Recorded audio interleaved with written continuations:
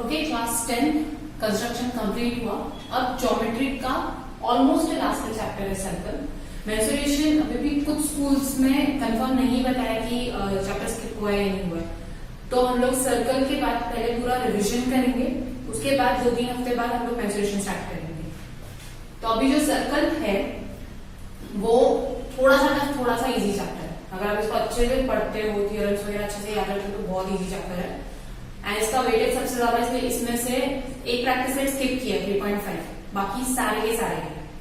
और थियरम्स बहुत ज्यादा है इसमें, इसलिए ये चैप्टर सबसे ज्यादा टफ पड़ता है सर्कल वाला। तो जो भी चीजें मैं लिखवा रही हूँ, मैं हमेशा हर एक्सरसाइज के पहले आपको थियरम्स लिखवाऊंगी कि उस एक्सरसाइज में कौन सी चीजें आपकी है, और सारे बेसिक्स बताऊंगी कि उसमें कौन सा हम लोगों ने थियरम्स वगैरह लिखा है, यूज किया है, और उस थियरम को हम कैसे पहचान सकते हैं। तो जो भी चीजें मैं लिखवा रही हूँ वो सबकी नोटबुक में चाहिए मुझे लिखी हुई, क्योंकि ऑनलाइन लेक्चर्स में इससे रिलेटेड एमसीक्यूज पूछूंगी मैं आपको। तो ये सारी चीजें जो भी मैंने बोर्ड पे लिखी है, मैं ये खत्म होने के बाद यहाँ से हट जाऊंगी, तब स्क्रीनशॉट लेकर ठीक से लिख लेना है सब।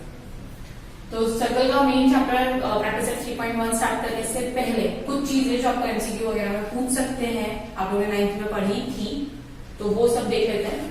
First, a perpendicular drawn from a centre of a circle to its chord. इसको कॉर्ड बोलते हैं। जो सर्कल को इनर साइड में 2 पॉइंट्स पे टच करता है उसको कॉर्ड बोलते हैं।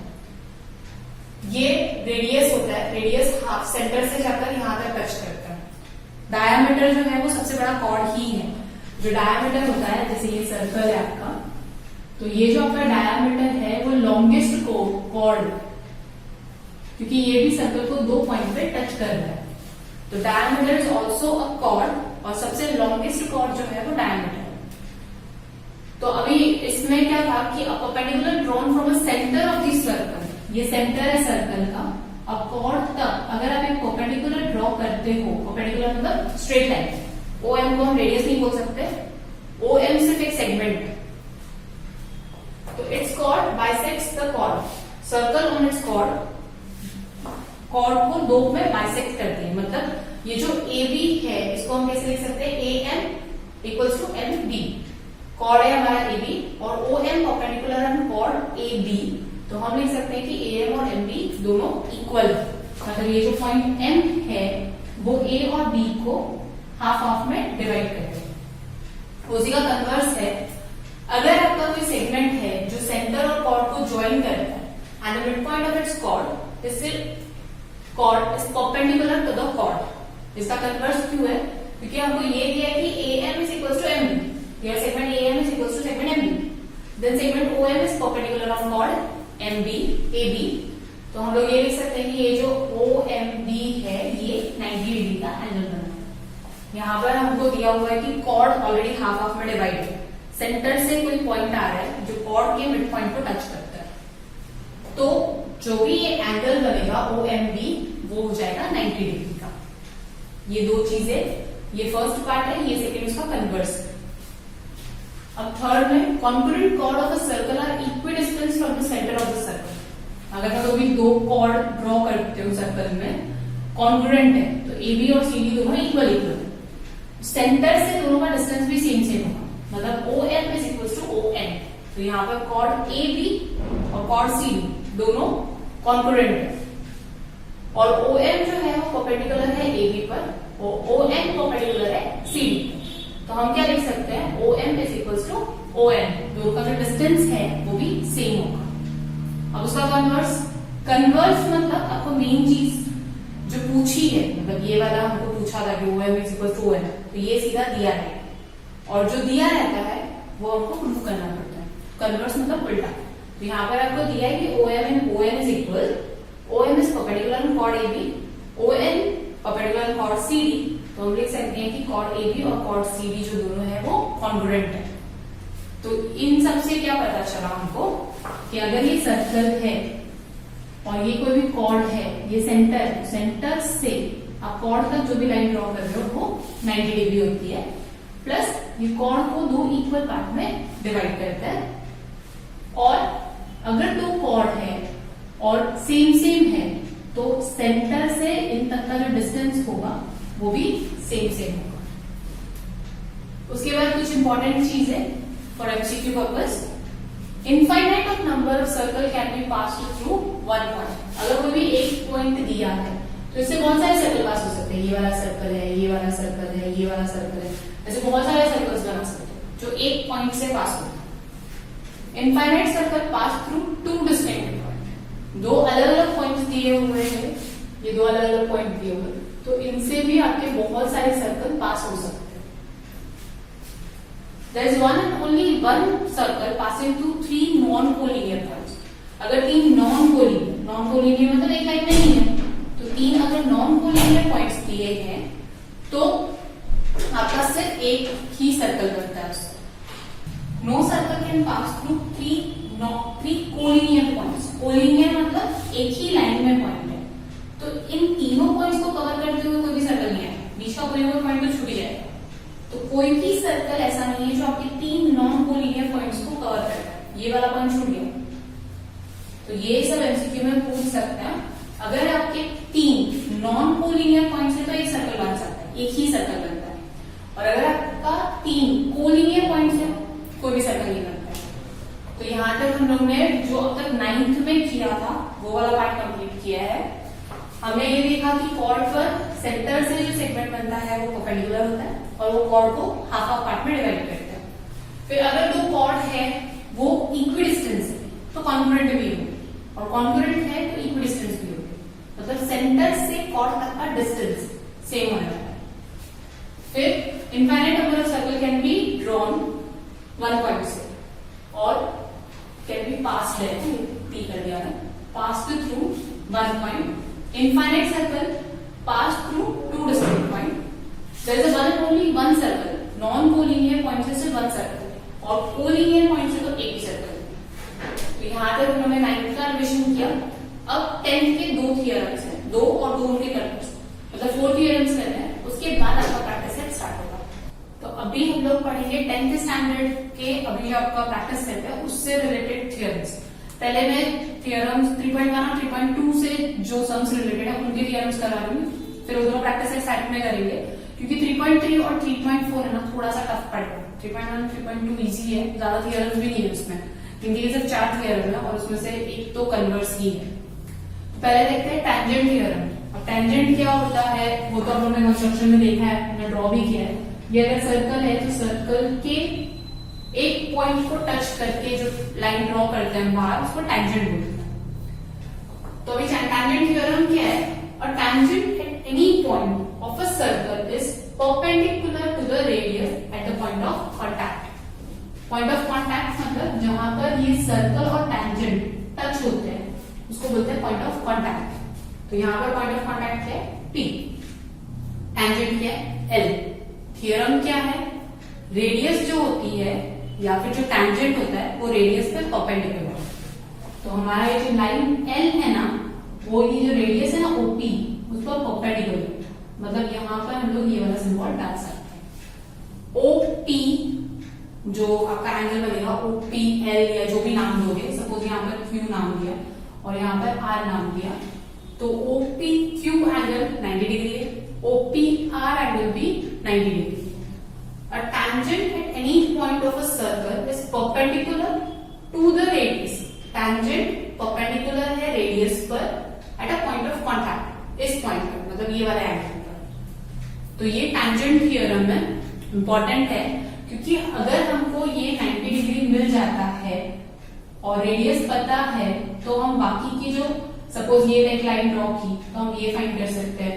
ये आपको 3.1 में आएगा भी कि आपको रेडियस दिया हुआ है, आरपी दिया हुआ है और OR फाइंड करने के लिए दिया हुआ है। तो पाइथागोरस थ्योरम अप्लाई कर सकते हैं। वो कब अप्लाई करेंगे? जब हम इसको ये प्रूव करेंगे ये 90 डिग्री। वो कैसे प्रूव होगा? टैंजेंट थ्योरम से। अब इसका converse, a line perpendicular to the radius at a point of a circle is a tangent to the circle. अगर कोई भी लाइन जो सर्कल के बाजू से जा रही है वो रेडियस पर परपेंडिकुलर है तो वो लाइन क्या है? टैंजेंट। वहां पर दिया था कि वो टैंजेंट परपेंडिकुलर होगा, यहाँ पे दिया है कि कोई लाइन है जो परपेंडिकुलर है और उसको हम लोग क्या बोलेंगे? टैंजेंट। तो गिवन क्या है? Line L is perpendicular radius OP, then line L क्या है? टैंजेंट।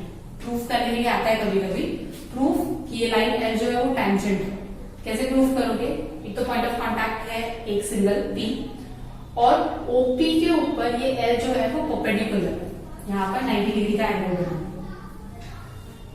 अब चलते हैं थर्ड थ्योरम पे, टैंजेंट सेगमेंट थ्योरम। अभी एक्सटर्नल पॉइंट से कंस्ट्रक्शन का जो लास्ट वाला वीडियो था 6th एंड 7th सम का, उससे हमने दो टैंजेंट्स ड्रॉ किए थे बाहर से एक्सटर्नल पॉइंट से, और एक्सटर्नल पॉइंट से सिर्फ दो ही टैंजेंट बनते हैं। तो इस थ्योरम में क्या बोला है कि tangent segments drawn from an external point to a circle are congruent, मतलब ये दोनों टैंजेंट्स जो है वो कॉन्ग्रुएंट है। QP is equals to PR। P external point है, लाइन PR और लाइन PQ। लाइन क्यों बोला है? क्योंकि एरो दोनों साइड, ये दोनों क्या है? टैंजेंट है फ्रॉम एक्सटर्नल पॉइंट, P से निकलने वाले दो टैंजेंट। टैंजेंट क्यों? क्योंकि सर्कल को तो एक ही पॉइंट पे टच कर रहे हैं ना, वन सिंगल पॉइंट पे टच कर रहे हैं, इसलिए पॉइंट ऑफ कांटेक्ट है QR, टैंजेंट है PQ PR, और ये दोनों के दोनों कॉन्ग्रुएंट है। तो हमने तीन थ्योरम्स देखे। फर्स्ट टैंजेंट थ्योरम, उसमें था कि आपका जो टैंजेंट होता है वो रेडियस पर परपेंडिकुलर होता है। कन्वर्स, अगर कोई लाइन रेडियस पर परपेंडिकुलर है तो वो टैंजेंट है। Third tangent segment theorem, external point से अगर दो टैंजेंट जाते हैं तो वो दोनों कॉन्ग्रुएंट होते हैं। अब इसके बाद जो MCQ इनमें से पूछ सकते हैं टैंजेंट से रिलेटेड, वो लिखवा के दे रही हूँ। उसके बाद में हम लोग टचिंग सर्कल वाला एक थ्योरम है वो करेंगे जो 3.2 के लिए इंपॉर्टेंट है। उसके बाद 3.1 के सम्स, 3.2 के सम्स, फिर 3.3 पे आएंगे। तो ये जितनी भी चीजें मैं लिखा के दे रही हूँ बोर्ड पर, सबकी नोटबुक्स में लिखी होनी चाहिए, क्योंकि अगर आपको ये थ्योरम्स याद नहीं है ना, सर्कल बहुत टफ पड़ने वाला है, कुछ नहीं समझे आपको सर्कल में। तो प्लीज प्रॉपरली लिख लेना, और जितना लिखा है उतना काफी है। हमको सिर्फ स्टेटमेंट से मतलब है और क्या दिया रहेगा और क्या रहता है उससे मतलब है, कहां पर आप टैंजेंट थ्योरम अप्लाई कर सकते हो। क्योंकि हम पूरा स्टेटमेंट तो लिखते ही नहीं है, पूरा सिर्फ लिखते हैं tangent theorem, by tangent theorem. Proof वगैरह के सम्स भी आते हैं, थ्योरम्स भी एग्जाम में आते हैं, बट वो ऑप्शन में है, तो हम चैप्टर खत्म होने के बाद देखेंगे। आप पहले एक्सरसाइज के सम पे कॉन्सेंट्रेट करो। तो अभी के लिए सिर्फ स्टेटमेंट लिखना है, आपको फिगर बनाना है, क्या दिया रहेगा और क्या होता है, यानी ये नाम लिखना प्रॉपर्टी। इसको बोलते हैं converse of tangent theorem and tangent segment theorem. तो अब इसके बाद में फोर्थ थ्योरम लिखा के दे दो। तो भी टैंजेंट से जो इंपॉर्टेंट MCQs है पहले वो देख लेते हैं, फिर फोर्थ थ्योरम टचिंग सर्कल का। Circle can have infinite number of tangent. तो अगर आपका ये सर्कल है तो इसके ऊपर इनफाइनाइट नंबर ऑफ पॉइंट्स होते हैं, और हर पॉइंट से आपका टैंजेंट ड्रॉ कर सकते हो। तो इनफाइनाइट नंबर ऑफ टैंजेंट्स होते हैं। One and only one tangent can be drawn at a given point of the circle. एक पॉइंट से सिर्फ एक ही टैंजेंट होता है। तो अगर मैंने सर्कल पे कोई भी एक पॉइंट किया है, यहाँ पे सपोज M, तो यहाँ से सिर्फ एक ही टैंजेंट जाएगा। आप ऐसे ऐसे ऐसे ड्रॉ नहीं कर सकते हो, सिर्फ एक टैंजेंट ही पास होता है। पूरे सर्कल पे बहुत सारे होते हैं, जैसे यहाँ पर N ले लिया तो यहाँ से एक टैंजेंट है, यहाँ पर लिया, यहाँ पर लिया, लेकिन एक पॉइंट से सिर्फ एक टैंजेंट जाता है। तो अभी थर्ड है, no tangent can be drawn from a point in the interior of the circle. अभी अगर ये सर्कल है और सर्कल के अंदर कोई भी पॉइंट है, सपोज ये सेंटर ओ है, यहां से मैं कोई भी टैंजेंट ड्रॉ नहीं कर सकती, क्योंकि टैंजेंट को सर्कल के बाहर से टच होना जरूरी है, सर्कल पर टच होना जरूरी है। सर्कल के बाहर तो ये बाहर है, बाहर से कोई टैंजेंट नहीं होता है, अंदर से भी कोई टैंजेंट नहीं होता है, टैंजेंट सिर्फ यहां से ही होगा। लास्ट है, two tangent can be drawn to a circle from the point in the exterior of the circle. ये तो हम लोगों ने देखा था कि दो टैंजेंट ड्रॉ कर सकते हो आप, बाहर अगर कोई भी पॉइंट है तो आप उससे दो टैंजेंट्स टच करके ड्रॉ कर सकते हो, दो से ज्यादा नहीं होंगे। फिर अभी थ्योरम्स में फोर्थ थ्योरम है हमारा टचिंग सर्कल। टचिंग सर्कल मतलब दो सर्कल है जो टच करे, ये एक्सटर्नली टच करे, एक्सटर्नली मतलब सर्कल बाहर वाला, ये इंटरनली एक के अंदर ही एक सर्कल। तो if the two circles touch each other, their point of contact lies on the line joining the center. मतलब अगर दो सर्कल टच हो रहे हैं तो उनका जो टचिंग पॉइंट है वो उनके सेंटर को जो ज्वाइन करते हो, सेगमेंट ड्रॉ करते हो, उस पे होता है। भले ही वो इंटरनली हो, एक्सटर्नली हो या इंटरनली हो, उनके सेंटर को ज्वाइन करते हुए जो सेगमेंट या लाइन हम ड्रॉ करते हैं उस पर ही उनका पॉइंट ऑफ कॉन्टैक्ट होता है। Two circles with the center O and P touch each other at a point T. दो सर्कल है हमारे पास, एक का सेंटर है O, एक का सेंटर है P। पॉइंट ऑफ कांटेक्ट कौन है? T, यहाँ पर। तो अभी ये जो सेगमेंट ड्रॉ किया हमने OP, T हमेशा OP पर ही होगा, कहीं बाहर नहीं हो सकता। यहाँ पर भी O और P दो अलग अलग सेंटर है, एक छोटा सर्कल एक बड़ा सर्कल। तो OP सेगमेंट जो है ये, उस पर ही आपका पॉइंट T होता है। तो point T lies on the segment OP। इससे एक चीज इंपॉर्टेंट निकलती है जो आपके 3.2 में है, यहाँ पर इम्पोर्टेंट ऑफ एमसीक्यू। पहला तो ठीक ही है, तो point of the contact of the touching circle lies on the line joining the centre, वो अभी हमने थ्योरम में देखा। अब अगर टू सर्कल्स एक दूसरे को एक्सटर्नली टच करते, एक्सटर्नली मतलब ये ओपी बाहर बाहर से टच कर रहे हैं, तो distance between the centre is equals to sum of their radius. तो अब इन दोनों के बीच का डिस्टेंस, O और P के बीच का डिस्टेंस कितना होगा, यहाँ OT प्लस TP, मतलब दोनों के रेडियस को ऐड कर दो तो OP सेगमेंट का डिस्टेंस मिल जाएगा। वही अगर वो इंटरनली टच कर रहे हैं तो डिस्टेंस कितना होगा, बड़े रेडियस में से छोटा रेडियस माइनस कर। तो यहाँ पर बड़ा रेडियस है OT में से PT माइनस कर दो, तो आपको उन दोनों के सेंटर का बीच का OP ये मिलेगा।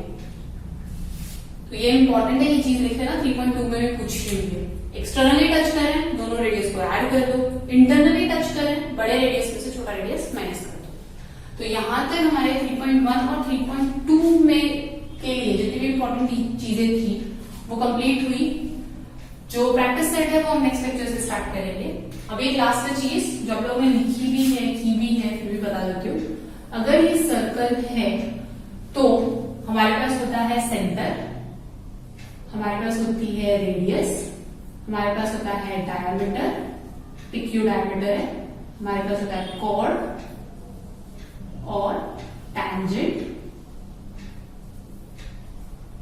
ये 3-4 चीजें याद रखना, इसको बोलते हैं डायमीटर, OQ रेडियस है, PQ डायमीटर, AB कॉर्ड है, और ये जो लाइन L है वो है टैंजेंट, और जो पॉइंट M है वो है point of contact.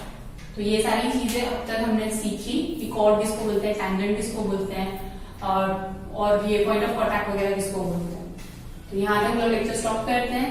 Next lecture में हम लोग 3.1 ऑलमोस्ट पूरा कंप्लीट कर देंगे। 3.1 में 2-3 सम, 4 ही सम फटाफट हो जाएंगे, तो ये यहाँ तक आराम से लिख लेना।